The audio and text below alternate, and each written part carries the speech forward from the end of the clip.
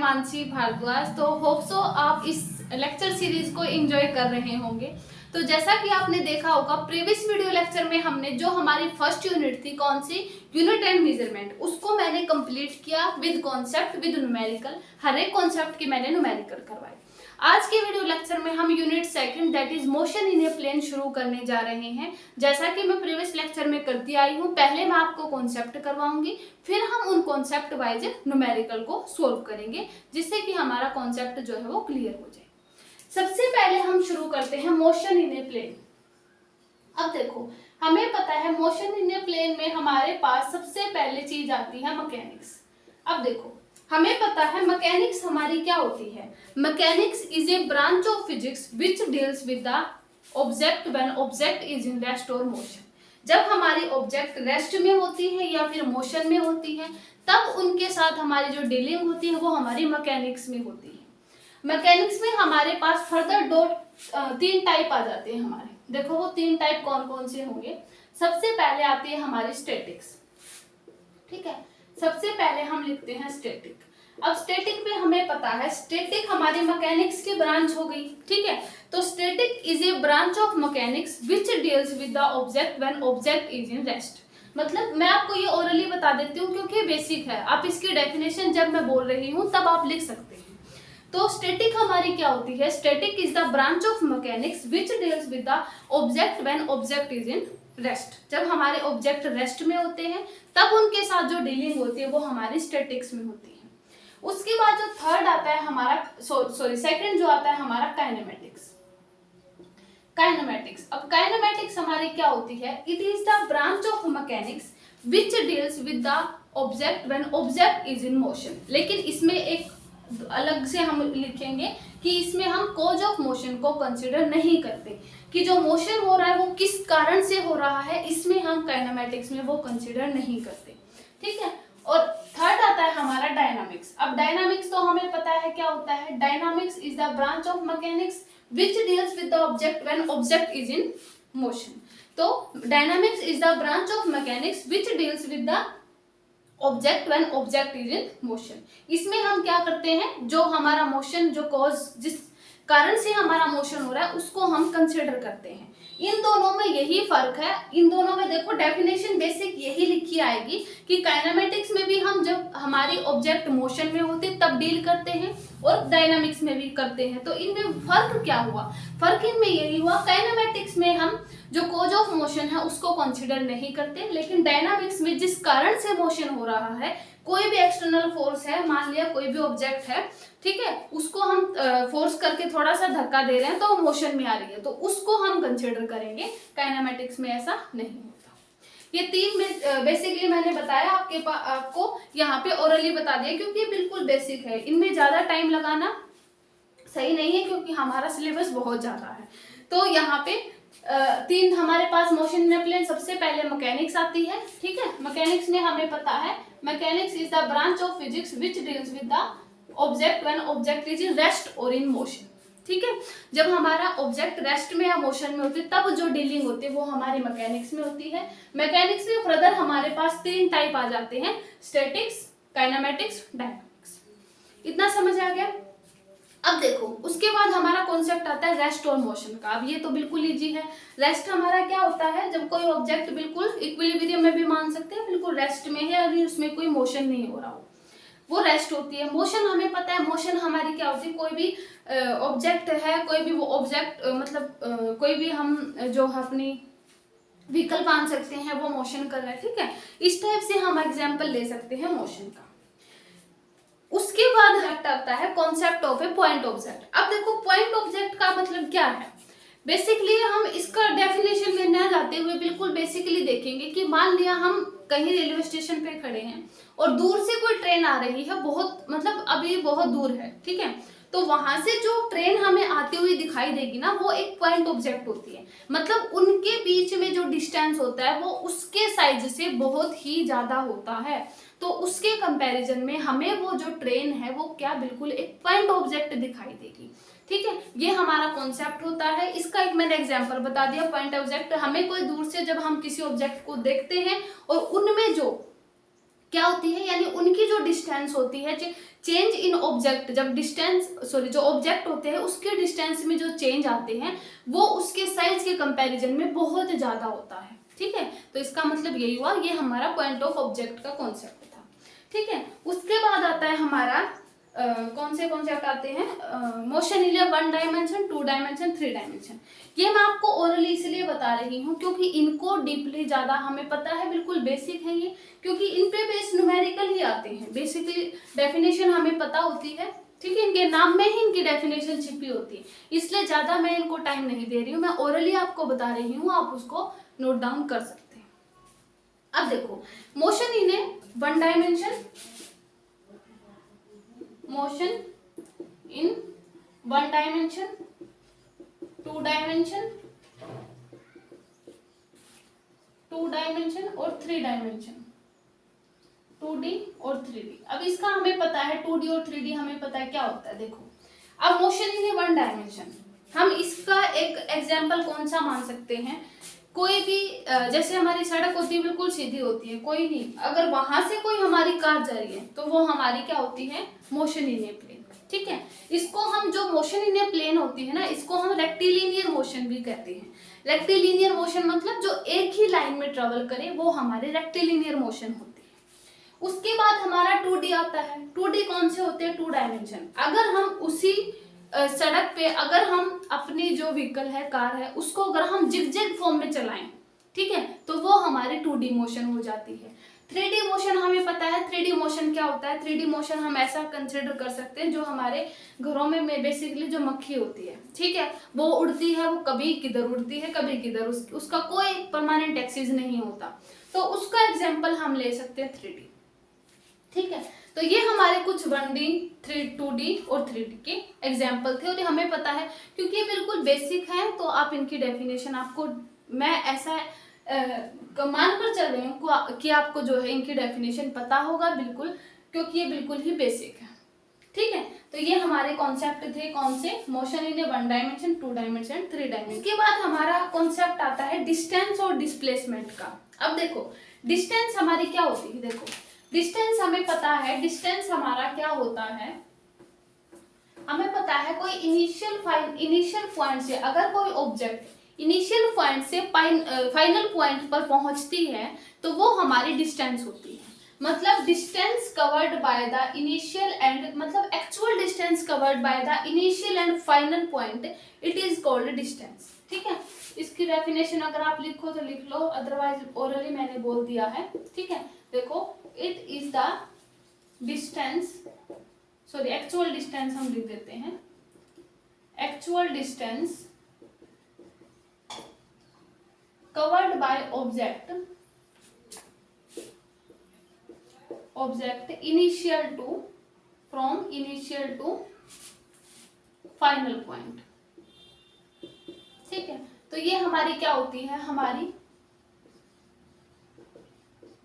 क्या होती है, डिस्टेंस। अब देखो, हमें पता है जो हमारी डिस्टेंस होती है, अब डिस्टेंस हमारी क्या होती है, एक स्केलर क्वांटिटी होती है, क्योंकि डिस्टेंस हमें पता है, सिर्फ हम ऐसे कंसिडर कर सकते हैं कि हमने जो है मान लिया 30 किलोमीटर इतनी डिस्टेंस थी हमारी। ठीक है, एक पॉइंट से दूसरे पॉइंट के बीच में क्या होगा कि हमारा मान लिया ये ए पॉइंट है, ये बी पॉइंट है। ठीक है, इनके बीच में मान लिया हमारी कितनी भी डिस्टेंस हम 30 मीटर मान सकते हैं। ठीक है, इनके बीच में ये डिस्टेंस है। अब कोई भी इनिशियल और फाइनल पॉइंट के बीच में जो डिस्टेंस है, इसको हम सिर्फ, हमारे पास मैग्नीट्यूड ही हो सकता है, हम इसकी डायरेक्शन नहीं बता सकते कि ए और बी के बीच में जो डिस्टेंस है वो ईस्ट में है, वेस्ट में है, नॉर्थ में है, साउथ में, इसकी कोई डायरेक्शन नहीं होती। इसलिए हमारी जो डिस्टेंस है वो क्या है, एक स्केलर क्वांटिटी है। ठीक है, तो डिस्टेंस एक क्या है, scalar quantity. Distance is a scalar quantity.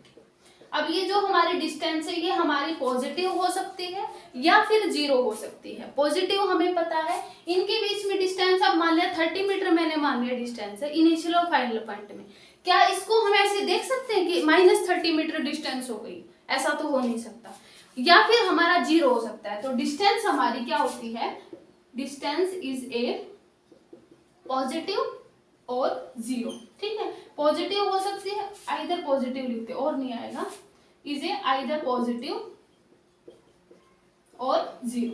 ठीक है, पॉजिटिव और जीरो हो सकती है। तो यहाँ पे हमारे पास डिस्टेंस कभी भी नेगेटिव नहीं हो सकती। पहला पॉइंट हमारे पास डिस्टेंस क्या है, एक स्केलर क्वांटिटी होती है। उसके बाद डिस्टेंस हमारी आइदर पॉजिटिव और जीरो हो सकती है। जीरो कैसे, कोई भी पॉइंट ऑब्जेक्ट मान लिया। ठीक है, पॉइंट ऑब्जेक्ट में हमें पता है इनिशियल और फाइनल पॉइंट हमारा क्या होता है, सेम होता है, इसलिए उस केस में हमारे पास डिस्टेंस जीरो हो जाएगी। ठीक है, तो हमारी जो डिस्टेंस होती है वो आइदर पॉजिटिव हो सकती है या फिर जीरो हो सकती है, कभी भी डिस्टेंस नेगेटिव नहीं हो सकती। सेकंड जो हमारा आता है दैट इज डिस्प्लेसमेंट। तो उसके बाद जो हमारा कॉन्सेप्ट आता है दैट इज डिस्प्लेसमेंट। अब देखो डिस्टेंस और डिस्प्लेसमेंट में हमें पता चल गया होगा, डिस्टेंस हमारी क्या होती है, एक्चुअल पाथ डिस्टेंस होता है, और डिस्प्लेसमेंट हमारा क्या होता है, देखो डिस्प्लेसमेंट। अब देखो डिस्प्लेसमेंट हमारा क्या होता है, बेसिकली डेफिनेशन में हम देखते हैं डिस्प्लेसमेंट हमारी क्या होती है, it is the shortest distance between the initial end final point. मतलब शॉर्टेस्ट डिस्टेंस हम क्या कंसिडर कर सकते हैं, जैसे कि हमने मान लिया एक पॉइंट से दूसरे पॉइंट तक जाने के मान लिया बहुत सारे रास्ते हैं। एक तो हम मान लेते हैं कि हमारे पास ये रास्ता हो, ठीक है, एक हम कंसिडर कर सकते हैं कि कुछ ऐसे घूम फिर के कुछ ऐसे करके और ऐसे हो। ठीक है, एक हम मान सकते हैं बिल्कुल सीधा हो। ठीक है, तो जो लंबा जो एक्चुअल जो मैंने अभी अभी डिस्टेंस बताया है उसका ये है कि उसमें जो क्या एक्चुअल पाथ है, मतलब एक्चुअल पाथ हम इसको भी कंसिडर कर सकते हैं, ये हमारी डिस्टेंस है। और हमारा जो लेकिन जो डिस्प्लेसमेंट होगा, डिस्प्लेसमेंट क्या होगा, it is the shortest distance between the initial end final. तो ये हमारा क्या होता है, शॉर्टेस्ट डिस्टेंस होती है पॉइंट ए एंड बी के बीच में, इनिशियल और फाइनल पॉइंट के बीच में, जब हमारा क्या हो, दो पॉइंटों के बीच में बिल्कुल शॉर्टेस्ट डिस्टेंस हो। यहाँ से तीन, मैंने ये मान लिया पॉइंट ए, ये मान लिया बी, पाथ सॉरी, ये मान लिया पाथ ए, ये मान लिया पाथ बी, ये मान लिया पाथ सी। तो जो पाथ बी है वो हमारा डिस्प्लेसमेंट है, because it is the shortest distance between the initial end final point. Otherwise हमारा जो बी है सॉरी ए है और जो सी है ये हम डिस्टेंस कंसिडर कर सकते हैं, ये हमारी एक्चुअल डिस्टेंस हो गई पॉइंट ए से बी तक जाने। तो ये हमारा डिस्प्लेसमेंट होता है, मैं ओरली बता रही हूँ, displacement is the shortest distance between point A and point B. अब जो ये डिस्प्लेसमेंट है इसमें हमारा जो डिस्प्लेसमेंट होता है पॉजिटिव हो सकता है, नेगेटिव हो सकता है, जीरो हो सकता है। अब ये कैसे हुआ, पॉजिटिव नेगेटिव जीरो का मतलब ये है कि मान लिया हमारी ऑब्जेक्ट यहाँ पे रखी है, ठीक है, मान लिया ये पॉइंट T1 है, ये पॉइंट T2 है, कुछ भी कंसीडर कर सकते हैं, x1 x2, ये हमारा फाइनल इनिशियल और फाइनल पॉइंट हो गया। जब हम इस ऑब्जेक्ट को, डिस्प्लेसमेंट हमें पता है हमारी क्या होती है, डिस्टेंस ट्रेवल्ड सॉरी डिस्प्लेसमेंट हमारा एक शॉर्टेस्ट डिस्टेंस होती है ट्रेवल्ड बाय पॉइंट ए। अब मान लिया जब हम इस ऑब्जेक्ट को अगर हम राइट साइड में थोड़ा सा इसका जो पाथ है वो डिस्प्लेस कर रहे हैं, इसकी जो पोजीशन है वो डिस्प्लेस कर रहे हैं, ठीक है, जैसे ही हमने इसको राइट साइड में डिस्प्लेस किया तो ये हमारा क्या हो गया, पॉजिटिव डिस्प्लेसमेंट। अगर हम इस ऑब्जेक्ट को लेफ्ट साइड में डिस्प्लेस करें तो वो हमारा क्या हो गया, नेगेटिव डिस्प्लेसमेंट। अगर ऑब्जेक्ट रेस्ट में है, ना उसको हम राइट में करें ना उसको हम लेफ्ट में करें, वहीं जहां रखी है वहीं के वहीं रखते, तो वो हमारी क्या हो गया, जीरो डिस्प्लेसमेंट। इसमें हम एक केस ये भी मान सकते हैं कि अगर मान लिया इस ऑब्जेक्ट को हमने इतने मीटर 3 मीटर डिस्टेंस पे राइट में ले गए, फिर से हमने 3 मीटर डिस्टेंस में हम लेफ्ट में ले गए, तो उस केस में भी हमारा डिस्प्लेसमेंट जीरो होगा। इस केस में हमारे पास प्लस का 3 मीटर, इस केस में हमारे पास माइनस का 3 मीटर, तो उस केस में भी हमारा डिस्प्लेसमेंट जीरो हो जाएगा। तो पॉजिटिव, नेगेटिव और जीरो डिस्प्लेसमेंट का पता चल गया कैसे होता है।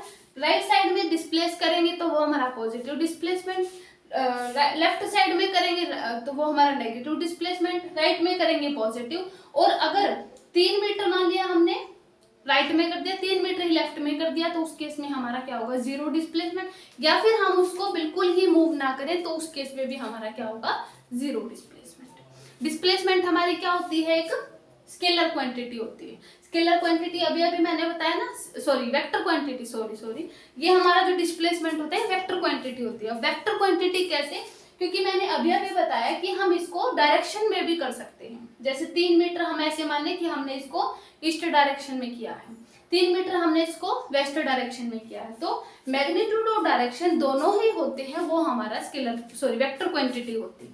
तो डिस्प्लेसमेंट होगी वो हमारी क्या होगी, एक वेक्टर क्वांटिटी, यानी displacement is a vector quantity because it has both magnitude and direction. ठीक है, तो दोनों ही है इसके पास, मैग्नीट्यूड और डायरेक्शन।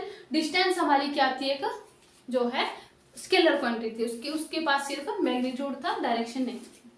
ये हमारा हो गया डिस्प्लेसमेंट। उसके बाद हम देखते हैं स्पीड। तो उसके बाद हम देखते हैं हमारे पास स्पीड का कॉन्सेप्ट। अब देखो स्पीड हमें पता है क्या होती है, स्पीड हमारी क्या होती है, स्पीड को हम ऐसे कंसिडर कर सकते हैं कि किसी भी ऑब्जेक्ट की किसमें अगर वो डिस्टेंस ट्रेवल करे एक टाइम, मतलब हम ऐसा कर सकते हैं distance travel by time taker, मतलब उसने कितनी डिस्टेंस ट्रेवल की है कितने टाइम इंटरवल में, वो हमारी स्पीड होती है। ठीक है, अगर हम इसकी डेफिनेशन देखें, क्या होगी definition, the rate of change of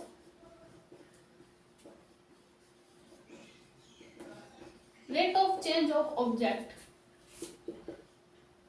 with time, rate of change of position of object, rate of change of position of object with time। ठीक है, in any direction, तो वो हमारी क्या होती है, स्पीड, यानी डिस्टेंस ट्रेवल्ड बाय, बेसिकली हम मेन फॉर्मूला जो है वो लिख देते हैं, स्पीड हमारी क्या होती है, distance travelled by time taken. ठीक है, तो स्पीड हमारी क्या होती है, distance travelled, change in distance भी बोल सकते हैं हम, change in position, change in distance. ठीक है, तो change in position by time taken, कितनी हमने टाइम टेकन लगा है उसमें। ठीक है, कितना टाइम दिया गया है उस change in position of object by time taken. ठीक है, तो ये हमारी होती है स्पीड। ठीक है, अब स्पीड में भी हमारे पास इसके कुछ टाइप आते हैं। ठीक है, कौन कौन सी स्पीड में क्या कौन कौन से होते हैं, एक आती है हमारे पास यूनिफॉर्म स्पीड।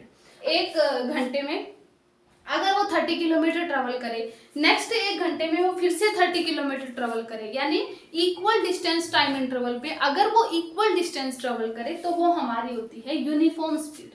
ठीक है, तो अगर हम इसकी यूनिफॉर्म स्पीड डेफिनेशन लिखे यूनिफॉर्म स्पीड की, तो यूनिफॉर्म स्पीड क्या होती है, डिस्टेंस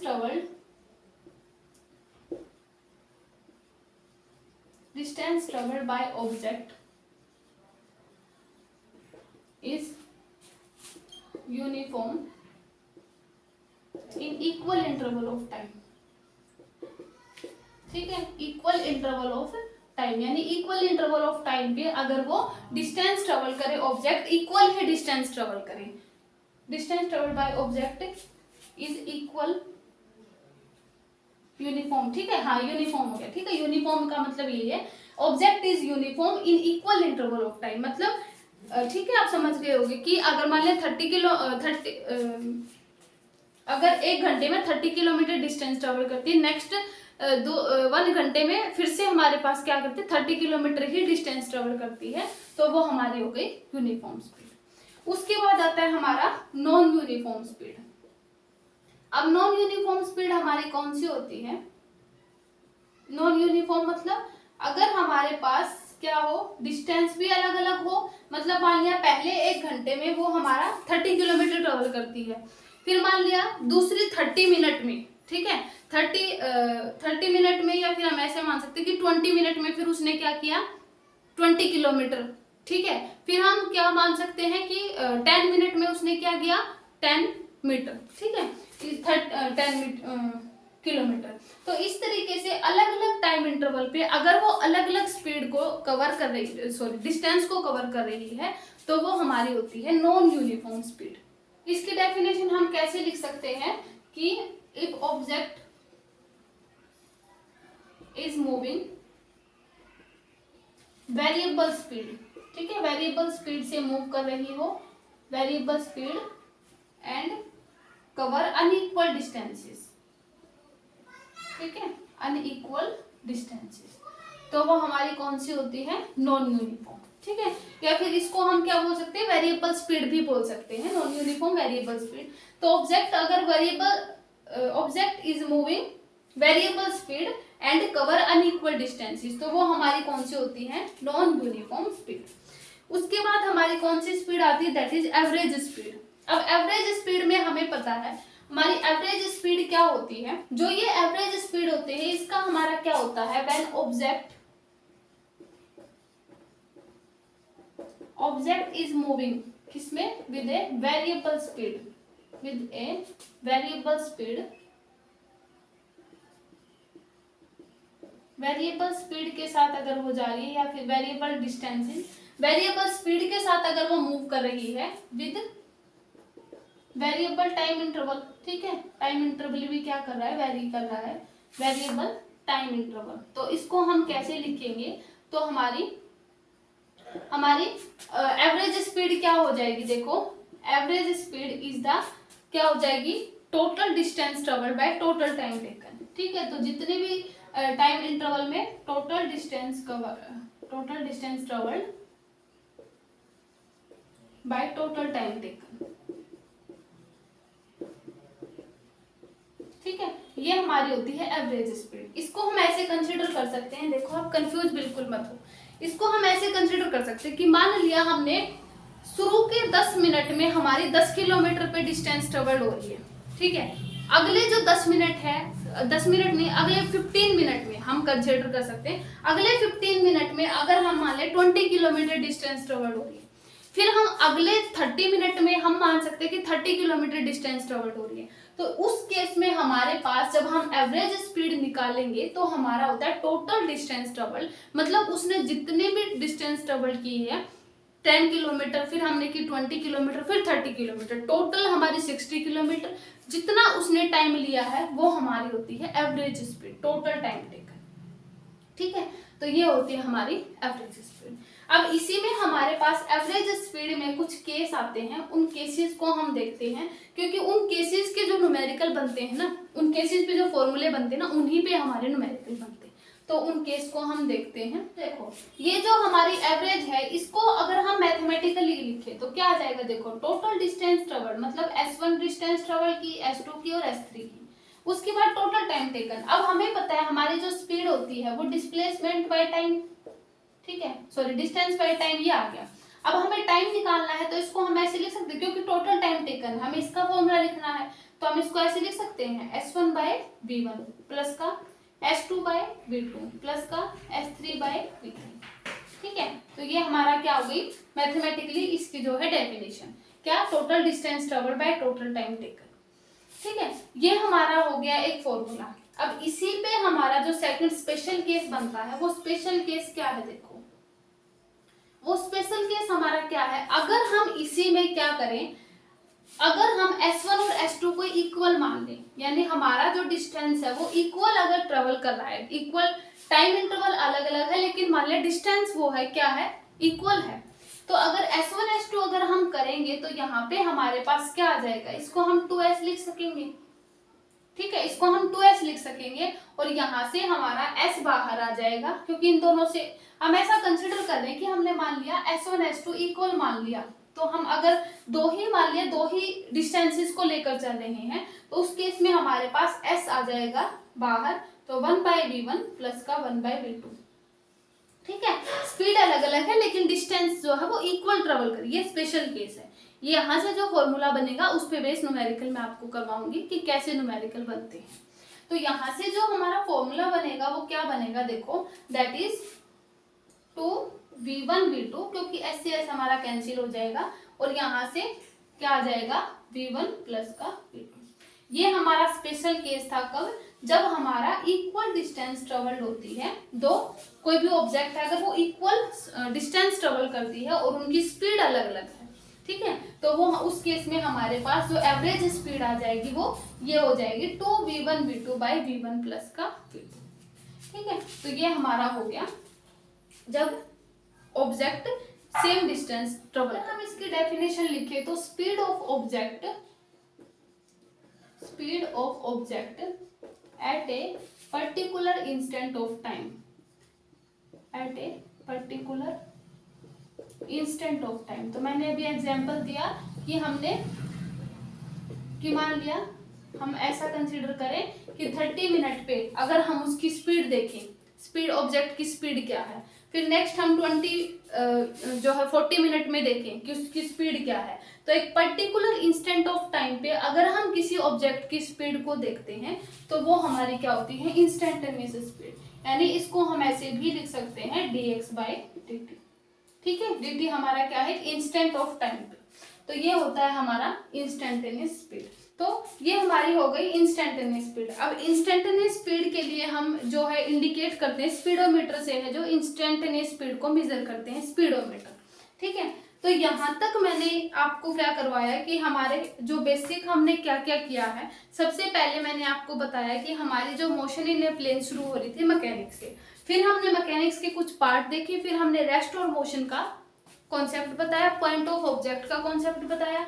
उसके बाद मैंने करवाए थे अपने जो है motion in 1D 2D and 3D। ठीक है, उसके बाद मैंने बताया स्पीड, फिर uniform speed, variable speed, instantaneous speed, average speed. उसके बाद मैंने कुछ स्पेशल केस करवाए हैं। ठीक है, तो आज के वीडियो लेक्चर में हम इतना ही रखते हैं। नेक्स्ट वीडियो लेक्चर में हम वेलोसिटी से शुरू करेंगे कि हमारी वेलोसिटी भी uniform velocity, non uniform velocity, average velocity, instantaneous velocity, उसके भी 4 टाइप आएंगे। फिर हम एक्सेलरेशन को करेंगे।